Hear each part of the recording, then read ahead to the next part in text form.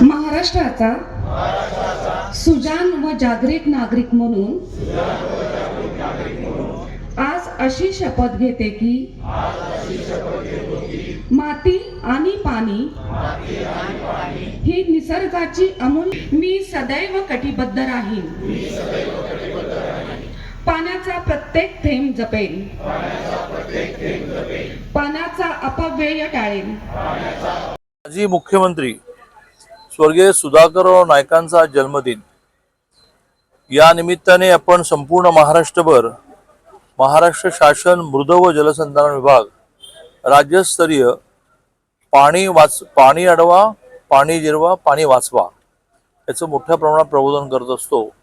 त्या निमित्ताने सांगली जिल्ह्याचे कलेक्टर डॉक्टर मैनांग घोष यांनी महावॉकेथॉन वॉक फॉर वॉटर आयोजित केले आणि एवढ्या सकाळी हजारोच्या संख्येने नागरिक उपस्थित होते.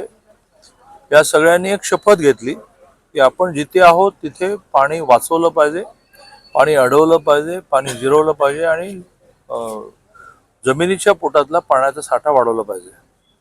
मला असं वाटतं की शहरांमध्ये सुद्धा मोठ्या प्रमाणावर रेन वॉटर हार्वेस्टिंग म्हणजे कॉलनीमध्ये पडणारं पावसाचं पाणी कॉलनीमध्येच बोरमध्ये जाईल असा प्रयत्न करणं पाईपलाईनच्या आधारे हे आवश्यक आहे. आणि ग्रामीण भागात तर मोठ्या प्रमाणावर वेगवेगळ्या प्रकारचे जलसंधारणाचे प्रयोग करून आपल्याला पाण्याचा जमिनीतला साठा जो आहे तो वाढवला पाहिजे. तसंच आगामी काळामध्ये एक मोठं संकट समोर येईल. शहरामध्ये पाणी वापरणं यात तर खूपच काळजी घ्यायला लागेल की दिवसभरामध्ये मी पाणी कुठल्या कुठल्या कारणासाठी वापरतो आणि कुठे कुठे वाचवता येईल.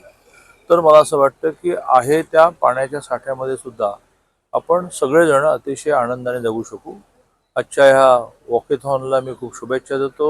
इथल्या कलेक्टरांनी वॉकेथॉनच्या निमित्ताने खूप स्पर्धा आयोजित केल्या आहेत, रील स्पर्धा वगैरे. त्या स्पर्धांमध्ये ज्यांना बक्षिसे मिळतील त्यांचं खूप मनापासून अभिनंदन करतो.